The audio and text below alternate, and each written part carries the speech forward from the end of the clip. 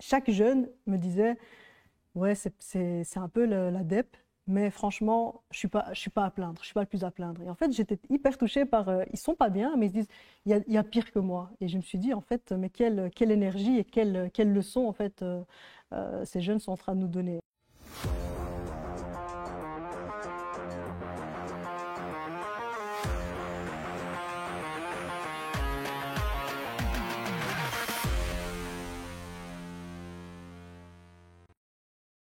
Bonjour à tous et remercie d'être fidèles à ce Geek Summit. On a reçu hier plein d'experts, on a reçu ce matin encore plein de talks super intéressants. On vient de finir avec Abdelrahman du Sénégal qui, avec son université 100% online qui était super intéressante. Et là, j'ai l'honneur, j'ai l'immense plaisir et l'immense honneur d'accueillir une Molenbeekoise, Raja Mawan. Salut Raja. Salut Ibrahim, salut à toutes et à tous. Je sais pas où je dois dire. Voilà, c'est celle-ci-là. Salut tout le monde. Salut tout le monde. Comment tu vas? Merci de m'accueillir. Je suis très très contente. Merci à toi pour ton temps. Merci. Avec plaisir, c'est toujours un plaisir. Comment tu vas? Écoute, ça va.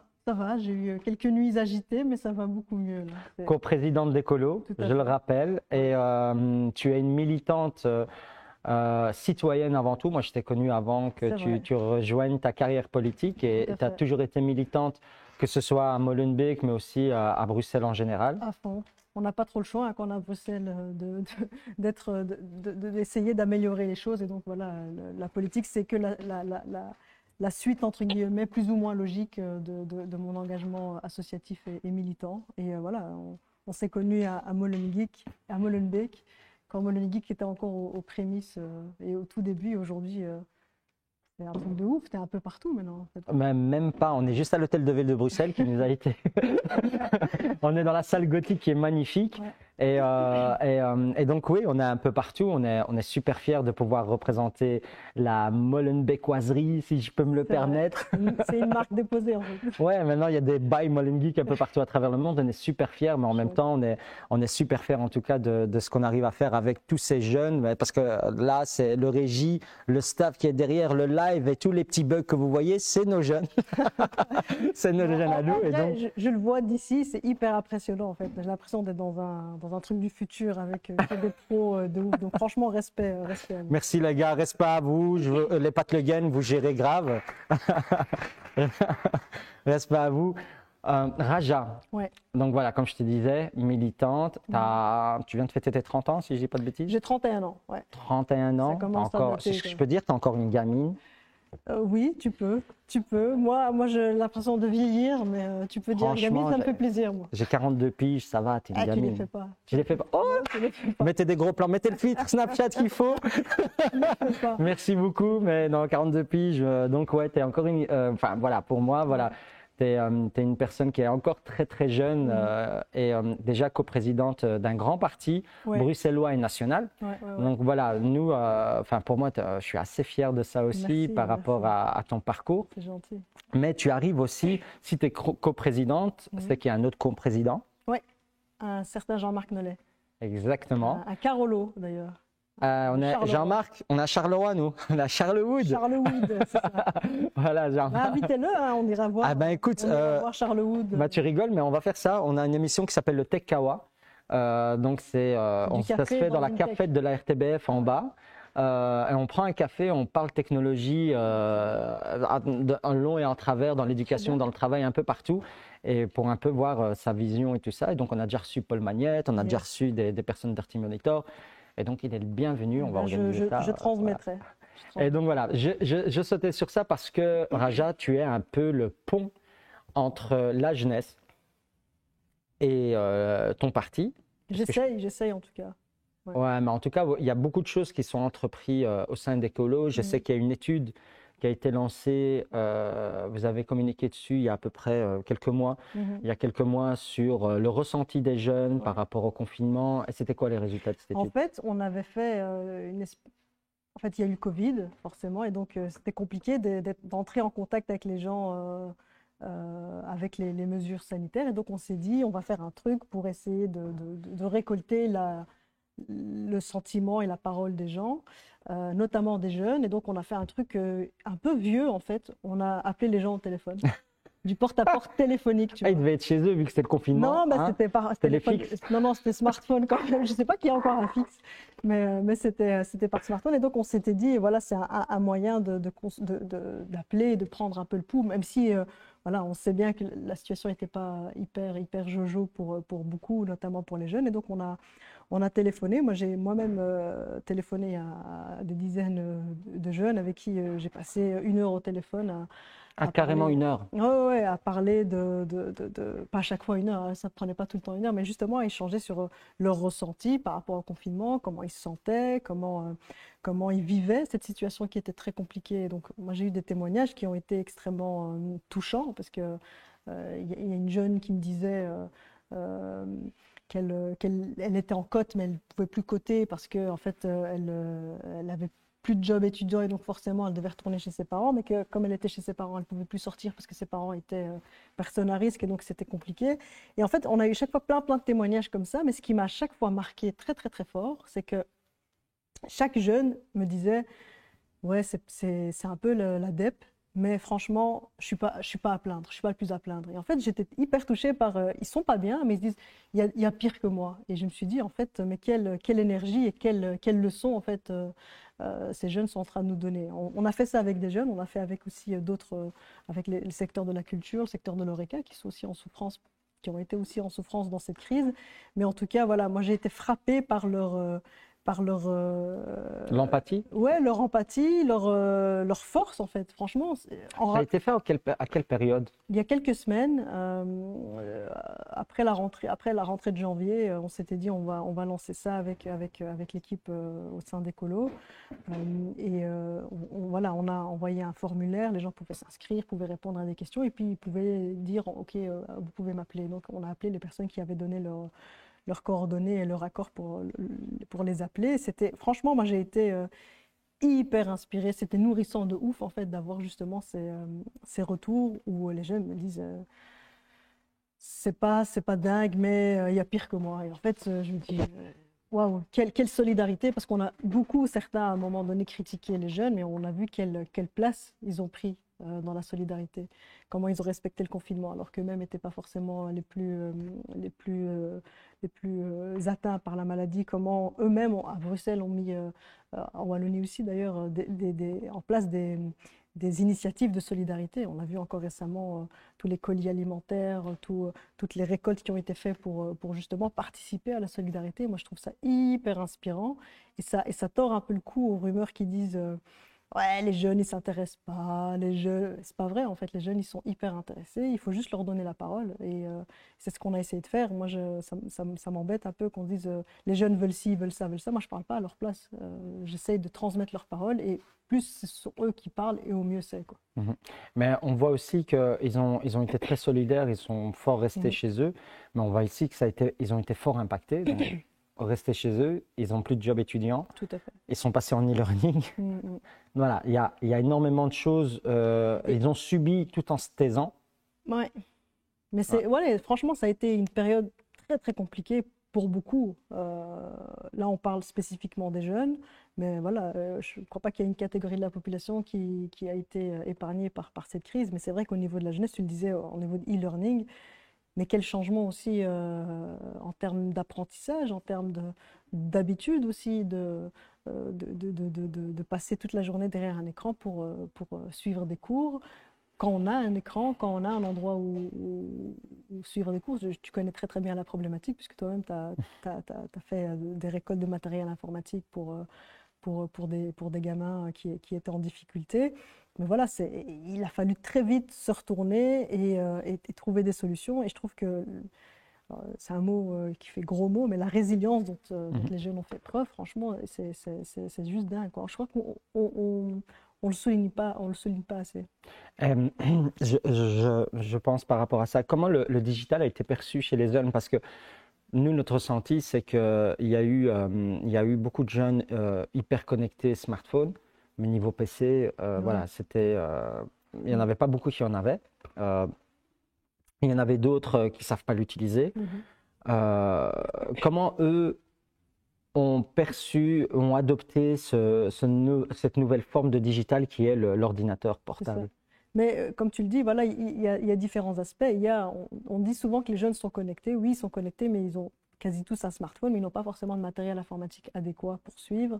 Ils n'ont pas forcément, parfois ils ont une tablette, ils n'ont pas forcément de connexion Internet. Moi, je connais des jeunes qui m'appelaient pour me dire, est-ce que tu connais une assoce ouverte parce que j'ai pas d'ordi, j'ai pas Internet chez moi, j'ai un examen, je dois suivre un truc, comment je fais pour suivre? Donc, on essaye de trouver des solutions. Telle assoce qui est ouverte, telle commune, tu peux aller à tel endroit. On essaye de les orienter, mais c'est clair que le digital a pris une place dans nos vies, une place encore plus importante, parce que voilà, on parle souvent des digital natives, ceux qui sont tout le temps ultra connectés, mais là, ça a été, ça a été une ampleur différente, parce que c'était une connexion pour sociabiliser, une connexion pour garder contact, et puis une connexion pour continuer à apprendre, en fait. Et c'était pas évident, en fait, justement, de passer toute une journée derrière un ordi à essayer de suivre les cours. Moi, j'ai eu pas mal de témoignages de personnes qui étaient soit en burn-out, soit en décrochage, qui n'arrivaient plus à suivre. Et effectivement, c'est très compliqué, très compliqué. Est-ce qu'on peut dire que l'Internet, c'est de l'eau? C'est de l'eau. Ouais. Genre, c'est un produit de première nécessité. C'est une bonne question. La preuve qu'on ne prépare pas nos questions. C'est vrai, Vous c'est avez une bonne vu? question. Ouais, oui, je pense que... En période de confinement, il y a beaucoup de fournisseurs On a vu la d'Internet. fracture numérique, en fait. Ouais, mais il y a aussi beaucoup de fournisseurs Internet comme Proximus ou d'autres qui ont donné des accès aux hotspots gratuitement parce qu'ils se sont rendus compte que là, ça devenait indispensable. Mais est-ce que tu penses que avant, enfin, moi, à mon époque, voilà, comme je t'ai dit, 42 piges, il y avait tout ce qu'on appelle, tu vois, les cybercafés, tu vois. Ouais, On avait des espaces où il y avait plein d'ordinateurs parce qu'on n'avait pas d'ordinateur ni Internet à la maison. Et donc, il y avait des genres d'espaces avec plein d'ordinateurs où tu pouvais te connecter à la minute, tu payais à la minute Internet. Ça n'existe plus. Ça. Maintenant, il existe des bornes hotspots gratuites, que ce soit à la bibliothèque ou dans des cafés ou des choses, mais il faut avoir un ordinateur et des choses comme ça. Est-ce que tu penses que l'Internet à la maison, l'Internet, est-ce que c'est de l'eau? Est-ce que c'est un produit de première nécessité? Il y a vraiment beaucoup de choses à faire pour justement résorber cette fracture numérique parce qu'on se rend compte à quel point c'est important. On voit, par exemple, aujourd'hui, la vaccination. On reçoit les informations, il faut se connecter. Alors, il y a toujours des alternatives par téléphone, etc. Mais on essaye au maximum de numériser un max. Et en fait, oui, ça devient un produit extrêmement important et qu'il va falloir démocratiser. Alors, il y a des enjeux aussi d'environnement, d'ondes, etc. Donc, il va falloir tout évaluer, mais effectivement, c'est un produit extrêmement important. Mais quand tu disais, ça me fait penser, parce que tu disais, il n'existe plus trop de cyber, etc. C'est vrai, il en reste quelques-uns à Molenbeek notamment. Exactement. Mais une des pistes, ce serait d'avoir davantage d'espaces publics numériques, en fait, des EPN accessibles à un maximum, ouverts sur le quartier, où les gens n'ont pas forcément de matériel informatique, mais peuvent venir trouver un accès, trouver du matériel informatique, trouver Internet, et des personnes qui peuvent les guider et justement les familiariser au code d'Internet et du numérique et de l'informatique, parce que c'est un nouveau langage que beaucoup doivent apprendre. Ouais, clairement, ça pourrait par exemple, nous qui à Molenbeek, on travaille avec beaucoup d'associations, et ben, une des problématiques avec des associations de réfugiés, c'est d'avoir accès à Internet via un ordinateur. Et donc, c'est des APN qu'on appelle ça ou EPN, ouais, EPN, espace public numérique. Ouais. Ça leur permet, s'ils ont accès, en tout cas, de pouvoir voir leur mail et tout, et de pouvoir répondre, de pouvoir postuler, de pouvoir envoyer des infos. Via smartphone, c'est beaucoup plus compliqué, c'est pas pratique. Par contre, ça c'est une piste, mais je pense, enfin voilà, en tout cas, je pense vraiment que les personnes actuellement, on n'a plus accès à l'info sans Internet. Les jeunes, on est d'accord qu'ils ne sont plus dans le média linéaire comme la télévision ou la radio, ils n'écoutent plus ça. Si, ils écoutent la radio, mais via Internet, et donc c'est plus des extraits repris, et c'est de la consommation, comme tu le sais, c'est de la consommation quand je veux, comme je veux. Et c'est plus avant, enfin mon époque encore, on se préparait après le journal 20h, tu vois, de se mettre pour regarder le film et tout. Ça ne marche plus comme ça. Non, c'est plus. Oui, et forcément, il y a des évolutions qui ont amené pas mal d'aspects positifs aussi. Je pense que maintenant, ce qu'il faut, c'est justement accompagner pour que ces effets positifs soient renforcés et qu'on diminue les aspects négatifs. La façon de consommer les médias, elle a changé totalement. C'est plus du tout le cas. Avant, c'était la grand-messe du 20h, le journal, et puis moi je me rappelle, c'était les Simpsons, la 20h, c'était le moment qu'on attendait pour C'est le seul truc que je pouvais regarder en plus. Mais on n'est plus du tout là-dedans aujourd'hui. On a chacun et chacune, on devient des producteurs, en fait, des consommateurs et puis aussi des producteurs de contenu. Et c'est toutes ces évolutions-là, je pense qu'il faut accompagner et renforcer justement le travail de l'éducation dans les écoles justement à décoder les aspects numériques pour justement pas tomber dans d'autres pièges que sont par exemple le complotisme ou les fake news parce qu'on est en plein là-dedans. Les fake news, tu sais qu'une fake news par exemple, elle circule 6 fois plus vite qu'une news vraie entre guillemets. Et en fait, c'est dingue parce que ça joue sur des émotions, sur la peur, sur la colère, et ça tourne. Et donc, c'est aussi des enjeux démocratiques très importants de se dire, voilà, comment, il ne faut pas contrôler, hein, je ne dis pas ça, il ne faut pas contrôler l'information, mais comment on donne des outils aux personnes jeunes ou moins jeunes d'ailleurs, pour décoder et apprendre à décoder les informations. Moi, j'ai une anecdote. Mon papa me montrait l'autre fois une vidéo. Il me dit, regarde, ça se passe à Paris actuellement. Il y avait une espèce de... Je lui dis, mais non, pourquoi? Il me dit, si, on me l'a envoyé sur Internet, ça se passe maintenant à Paris. Je lui dis, mais non, regarde, il n'y a personne qui porte un masque. Donc, c'est pas aujourd'hui, parce qu'aujourd'hui, tout le monde porte un masque. Il me dit, ouais, mais... Il me dit, ah non, c'est vrai. Et je lui dis, des petits trucs comme ça, il faut apprendre aux personnes plus âgées ou même aux plus jeunes À vérifier l'information. à décoder, à décrypter, parce que... Et qu'est-ce que tu aurais une baguette magique par rapport à ça? Qu'est-ce que tu ferais? Alors, il n'y a pas de baguette magique, justement, sinon ce serait trop simple, mais justement renforcer ces outils-là à l'école, d'apprendre justement dès le plus jeune âge à comment on décrypte une information, comment quand on reçoit ce genre d'information, comment on On la l'analyse, vérifie. comment on la vérifie exactement. C'est renforcer aussi, parce que c'est au niveau de l'école, mais aussi pour les personnes plus âgées. J'ai l'impression que les personnes âgées aussi, c'est un gros enjeu par rapport à la diffusion de fake news et de complotisme. On focalise sur les jeunes, mais les personnes un peu plus âgées qui sont moins familiarisés au code Internet sont aussi touchés par ces questions-là. Et donc vraiment renforcer la prévention, renforcer les outils mis à disposition pour aider à éduquer par rapport à ça. Et puis moi je pense vraiment que les outils comme les espaces publics numériques, qui sont pour moi des espaces ouverts sur le quartier où tout un chacun peut venir et avoir des échanges avec des personnes qui sont formées à ça, ça peut vraiment aider à décrypter. Les échanges, c'est Ouais. super important de pouvoir. Demain, on a une journée spéciale avec Child Focus, Facebook et Google Excellent. qui viennent présenter leur outil qu'ils ont développé par rapport aux fake news, mais aussi par rapport au Super, harcèlement, par super. rapport à tout ce qui est safety, un peu sécurité sur Internet. Ouais, Plus dirigé vers les jeunes. Et donc, ouais. donc c'est une journée spéciale si ça t'intéresse, À ce serait fond, je vraiment top. regarderai, parce que tu as parlé là, tu as dit un mot, harcèlement, oui, ça m'évoque plein de choses. Ouais, ouais, Ça m'évoque plein de choses, forcément. exactement, exactement. Et il y a un manque clairement de formation parce que on met en place, je vais essayer de ne pas me répéter, mais on met en place l'accessibilité aux technologies. Et on essaye, nous, à Molengeek, de mettre en place aussi tout ce qui est sécurité. Donc, par rapport à ça, comment réagir quand on est harcelé, enfin, voilà, il y a plein de problématiques avec Internet. On essaye en tout cas, d'essayer d'encadrer, de donner les meilleurs conseils possibles. Par contre, à l'école, ça se fait pas. Et Pas assez, pas assez. ça se fait, voilà. Il Pas faudrait assez. vraiment qu'on puisse avoir un cours obligatoire à Ouais. partir déjà de 6, 7 ans, 8 ans, avec les problématiques de jeunes Ouais. de 6, 7 ans, 8 ans. On ne va pas parler à des jeunes de 6, 7 ans, 8 ans de sexto, par exemple. Ouais. On va parler d'autres problématiques. Et les 10, 12, 13 ans, ils ont d'autres problèmes. Je veux dire, pré-ados, ils ont C'est encore encore d'autres d'autres problèmes. problèmes, Et effectivement. donc, voilà, il faut vraiment venir avec des formations spécifiques et personnalisées pour chaque public et des formations pour les Pour les professeurs, professeurs, exactement. pour les éducateurs Ouais, et pour les parents. exactement. Oui, tu as ciblé là un gros enjeu, Ah, c'est la formation, l'éducation des enfants, mais aussi de ceux qui les encadrent. exactement. Quand un gamin ou une gamine vient vers son prof avec une problématique, pas sûr que le prof ou la prof est suffisamment bien outillé. Alors, je suis sûre que l'enseignant ou l'enseignante a plein de bonne volonté, mais n'a pas forcément les bons outils, les bons réflexes pour se dire on va contacter telle ou telle association qui va venir en aide, est-ce qu'on doit aller porter plainte s'il faut. Voilà, donc il faut vraiment encadrer et outiller au maximum les personnes qui sont voilà, les Exactement. éducateurs, les enseignants, etc. C'est Ouais. pas...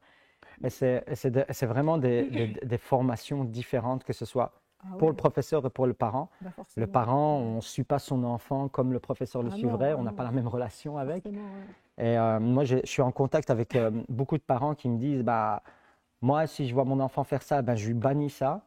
Le fait de lui bannir et de lui interdire, Pardon. pas de souci, Je vais le fait de avaler lui la semaine. bannir et de lui interdire, Mm. ça va faire en sorte qu'il va faire ça sur le téléphone d'un ami ou d'une copine Mm. ou d'un copain. C'est ce qui est pire parce que là, voilà, on n'a plus de vue. Ouais. Et l'idéal pour les parents, je le dis pour les parents, c'est de créer une relation de confiance avec son enfant pour que son enfant puisse montrer ce qui se passe sur son téléphone Et de ça, manière totalement safe. c'est pas évident, hein, parce Ouais. que j'en parle parce que j'ai été récemment encore, une maman m'a téléphoné pour me dire qu'elle était voilà, désemparée justement par rapport à ça, parce que sa fille, une ado, envoie des messages, elle ne sait pas ce qu'elle fait sur les réseaux sociaux, etc. Et elle me dit comment je peux réagir par rapport à ça. Donc c'est exactement ce que je dis, essayer de créer une relation de confiance pour qu'il y ait un échange, mais c'est pas évident. Et donc je pense qu'il y a beaucoup, beaucoup, beaucoup de parents qui sont totalement désemparés face à cette question parce qu'eux-mêmes ne sont pas forcément habitués à cet environnement digital-là qui est nouveau, parce que dans leur adolescence, ça ne se passait pas comme ça. Mhm. Et donc, franchement, une formation pour les parents, ou en tout cas les outiller, ça peut être une piste de solution extrêmement importante, parce qu'ils sont beaucoup, beaucoup de parents, de parents d'ados sont vraiment Exactement. désemparés. Exactement. Donc, je sais, enfin, il Je faut leur voir. enverrai vers toi. il faut, il faut à plus large échelle. Moi, le dit qu'on essaie de faire au mieux avec ce qu'on a, mais voilà, Écoute, c'est quand même, voilà. si mes parents continuent à m'appeler, j'envoie vers Ibrahim. Dis-moi, par rapport à l'étude que vous avez faite, qu'est-ce qui est Ouais. ressorti vraiment clairement? Tu m'as expliqué que voilà, les jeunes sont très patients, que les jeunes ils se disaient être pas les plus à plaindre. Ouais, c'est OK? ça. Mais qu'est-ce qui est ressorti d'autre clairement par rapport au digital, est-ce que ça les a aidés? Est-ce qu'ils sont un peu plus pro-digital? Est-ce qu'ils voient plus les limites du digital par rapport à leur apprentissage et des choses comme ça? Est-ce qu'ils sont demandeurs de quelque chose? Beaucoup d'empathie. OK. Et deux choses qui sont peut-être contradictoires, c'est d'une part, c'est qu'il il et elle se disent ouais, j'ai un peu perdu espoir en l'avenir, en se disant voilà, quelle perspective on m'offre dans la situation actuelle, je ne sais pas, si je vais finir mes études, si j'arrive à les finir, est-ce que je vais trouver un travail, est-ce que je vais pouvoir revoir mes amis, ma famille dans un contexte un peu plus normal. Donc là-dessus, là, je pense qu'avec les libertés qu'on retrouve petit à petit et l'accélération de la vaccination, voilà, ça répond en partie. Et puis, comme je disais, paradoxalement, on a hâte, on a hâte de mettre ça derrière nous et de nous lancer vraiment voilà, de reprendre une vie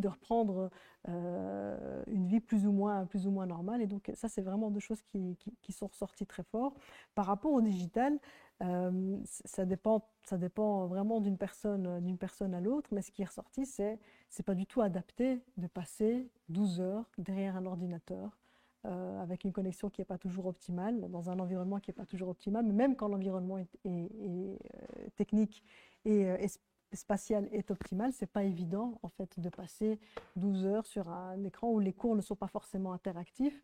Et aussi ce qui ressortait, c'est qu'il y a certains profs qui ont très bien intégré le changement et donc donner des cours de manière différente, et puis d'autres qui, en fait, que ce soit dans un auditoire ou que ce soit derrière l'ordinateur, le prof a absolument pas changé sa façon de donner cours et donc il lit son cours et voilà. Donc ça dépend aussi, je pense qu'il y a certains profs qui sont plus à l'aise avec les outils et puis d'autres moins, mais clairement, c'est pas adapté puisque ça manque de convivialité, ça manque de solidarité aussi enfin, si la solidarité elle est présente, mais les moments informels de quand tu es en classe et que tu comprends pas un truc, tu demandes à ton voisin ou ta voisine et il y a quelque chose qui s'enclenche plus facilement. Là, chacun est très fort confronté à soi-même en fait.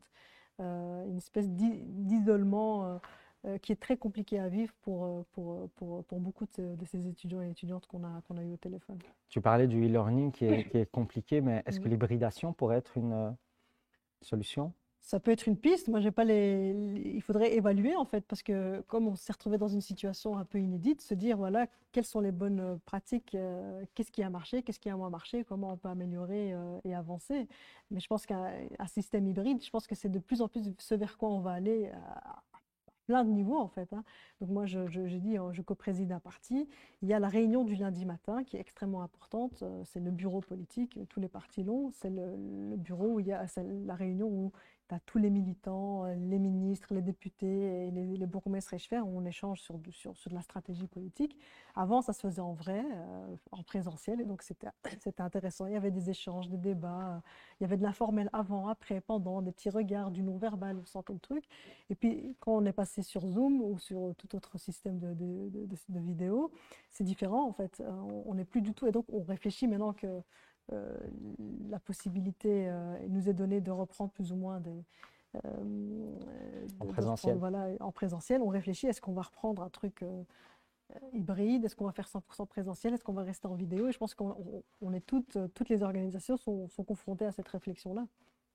Qu'est-ce que tu as retenu de ça, du confinement?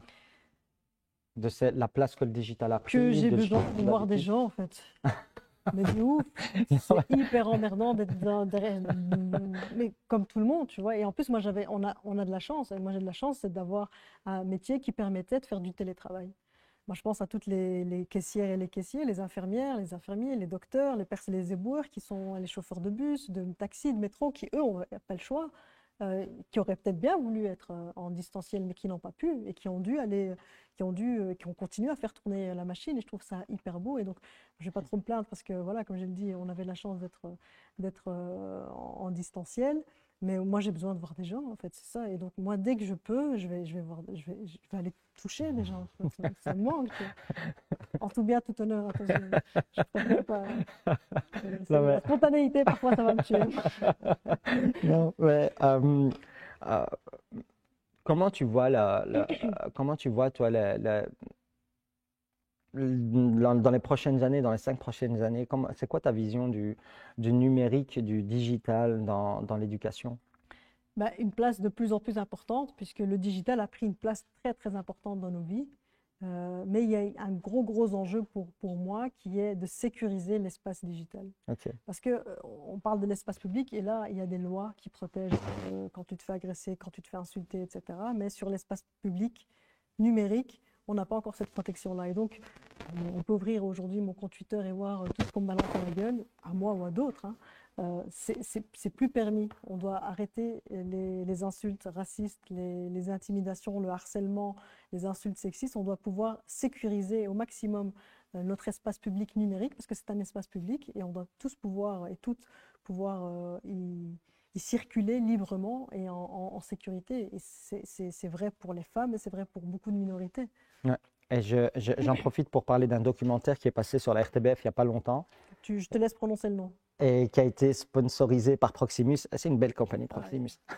Le placement de produit, le mec, là, le mec du placement de produit, qui s'appelle. Et en plus, il y a Sarah Lou, la Sarah que vous voyez tout le temps avec moi, elle participe dedans. C'est vrai. Et ça s'appelle.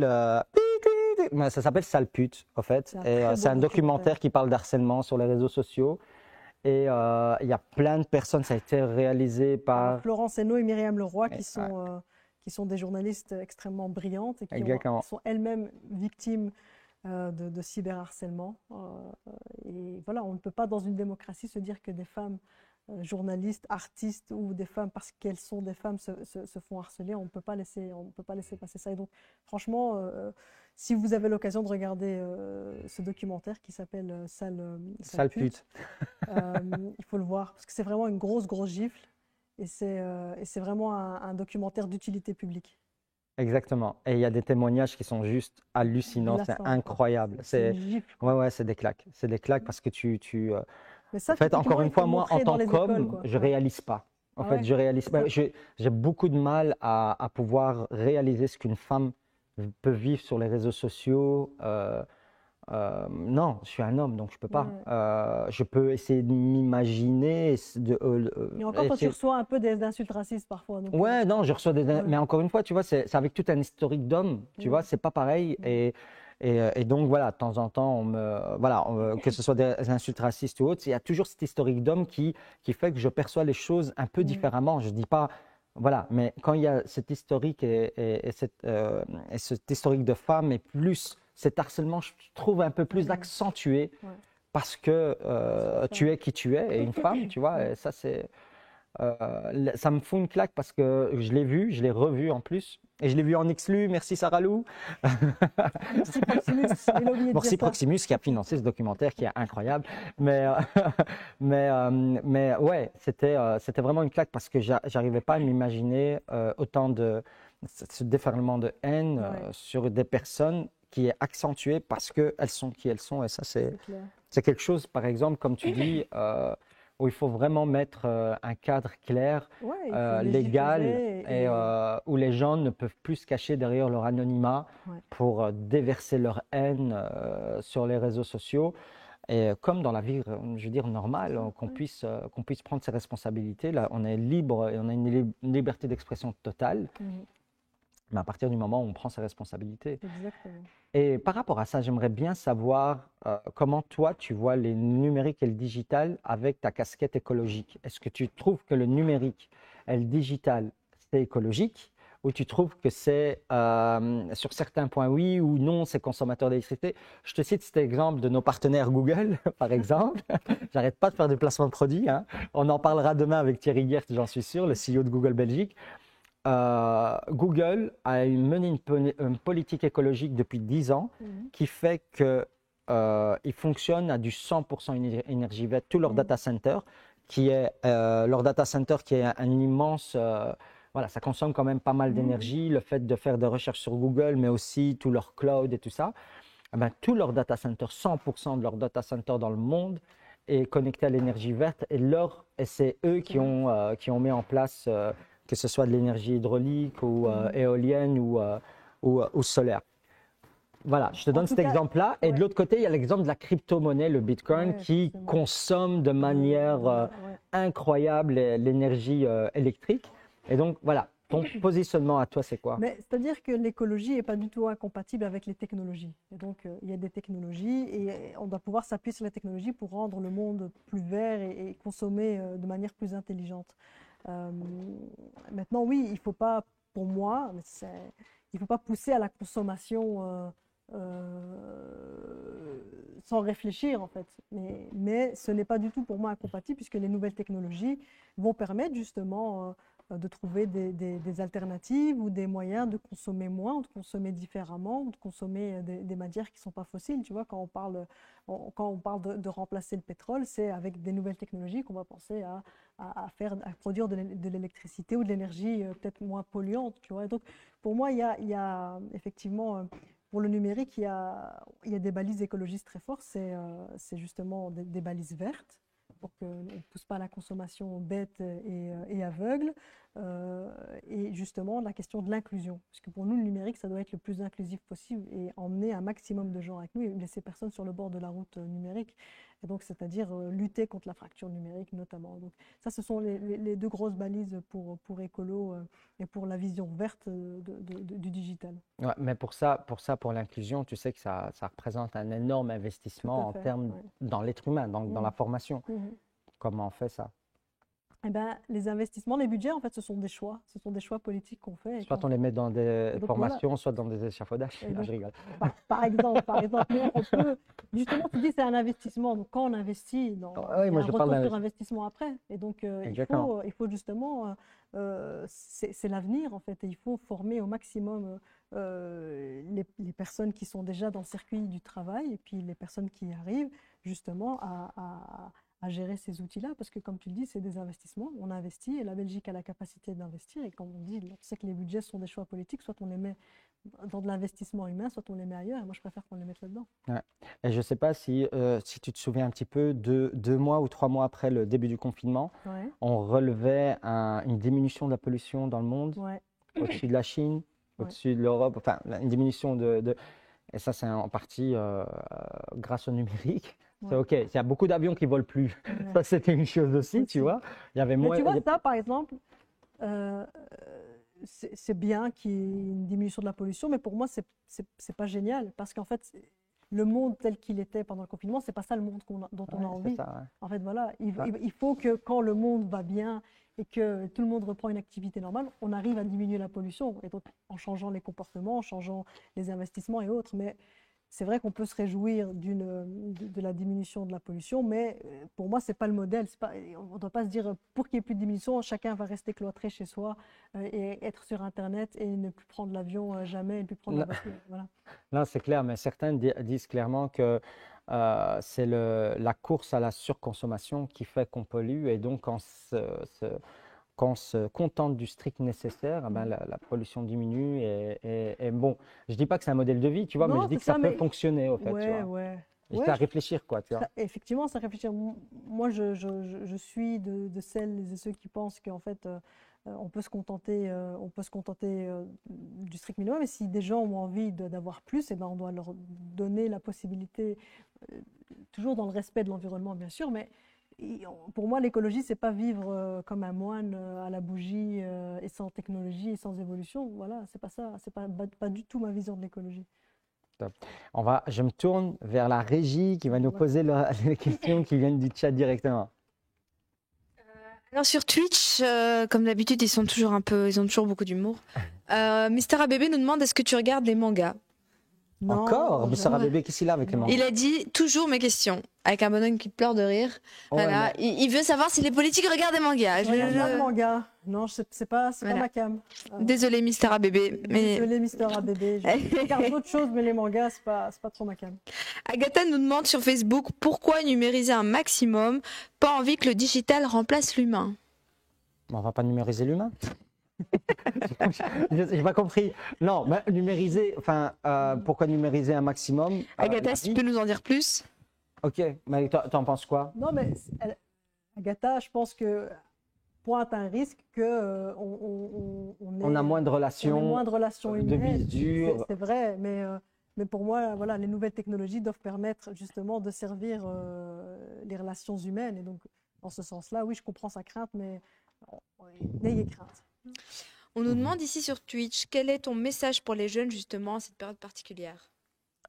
Force et respect à vous, parce que je sais que c'était pas une période évidente. Ça l'est toujours pas. Mais ouais, c'est toujours pas, c'est pas évident. Mais franchement, vous avez toutes les ressources en vous pour vous en sortir, et on sera là pour vous soutenir. On n'a pas les politiques. Moi, je parle au niveau politique, on n'a pas toujours été hyper à l'écoute. Ça, je pense que c'est quelque chose c'est un constat qu'on peut se dire de manière honnête. Mais on va tout faire pour être là à vos côtés. On demande ici, peux-tu nous parler des vacances d'été raccourcies pour les élèves? Est-ce que tu penses vraiment que ça aura un impact positif sur l'état d'esprit des élèves? Pour les vacances. Ah oui, sur le changement des rythmes scolaires. Oui. Oui, en fait, c'est une réforme que beaucoup attendaient, parce qu'en fait, il paraît que ça correspond davantage, moi je ne suis pas une spécialiste de l'éducation, mais il paraît que ça correspond davantage au rythme de l'enfant. C'est la meilleure chose du monde. Moi, j'en Et ai donc, 5. voilà. C'est la meilleure chose Et du monde. donc, ça raccourcit les vacances d'été, mais ça rallonge. Donc, par exemple, à Toussaint, au Exactement. Carnaval, on a 2 semaines.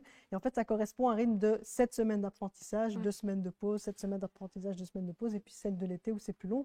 Parce qu'il faut se rappeler que pourquoi les vacances d'été sont les vacances d'été, c'est parce que historiquement, c'était La moisson. Exactement. C'est ça. Philippe Claus l'a dit juste avant. Ben voilà. Ça revient, on s'intéresse beaucoup à ces questions de vacances. Donc, du coup, Non, mais c'est ouf. Mais vraiment, les 2 mois de vacances, c'est beaucoup trop long. Il y a des Les élèves qui enfants décrochent. s'ennuient Ouais. à un moment au bout de 2 mois. Et au fait, si on pouvait optimiser, je sais pas moi, un petit peu moins, et les 2 autres semaines ou les 3 autres semaines, on les fout avec tu sais, on a plusieurs fois une semaine de congé, et ça, c'est pas suffisant, une semaine de congé pendant En l'année. plus, toi, tu es bien placé, parce que tu disais que tu as 5 enfants, donc j'imagine qu'en termes d'organisation aussi, c'est Ah, mais ouais, tu sais, quand tu enfin voilà, c'est terrible. Et moi, je trouve que c'est super bien de raccourcir les grandes vacances pour augmenter les vacances pendant l'année, ce qui nous permet aussi de bouger plus souvent, tu vois, d'aller aux Ardennes ou à la mer. Quand tu as 2 semaines, c'est faisable. Quand tu n'as qu'une semaine, tout le monde y va en même temps. C'est compliqué aussi, tu vois. on nous demande sur Twitch que dire aux jeunes qui s'intéressent pas du tout à la politique comme moi. Voilà. Comme la personne qui a la question. Ah, ok. C'est Mister ABB, ça? Manga, on va mettre des mangas, Mister ABB.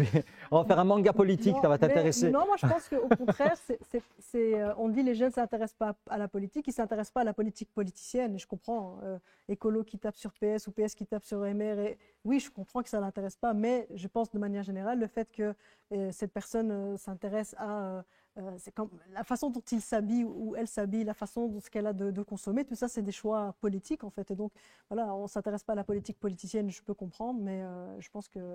Si tu me permets, Raja, je vais juste rajouter que j'ai eu une discussion à propos de ça ce week-end avec des jeunes que j'ai pris avec moi aux Ardennes pour préparer le Geek Summit. Donc, je les ai, tu vois, kidnappés.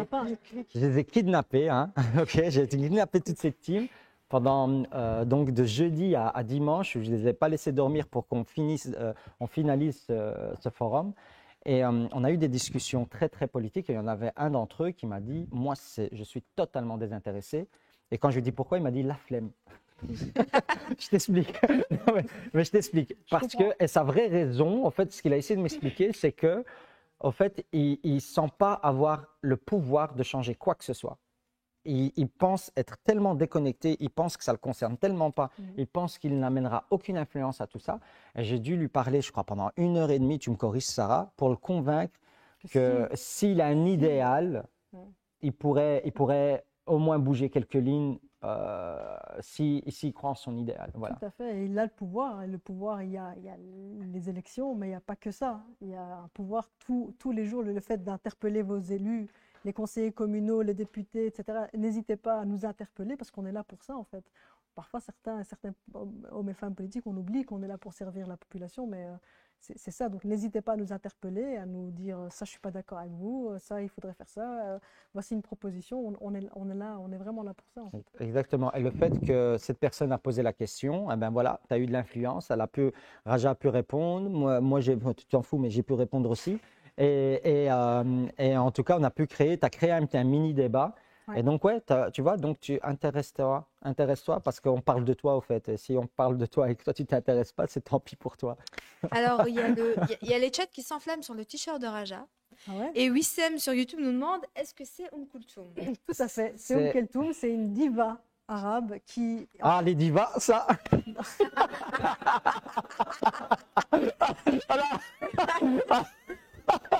On arrête là. Je vois que vous êtes partis, on arrête là.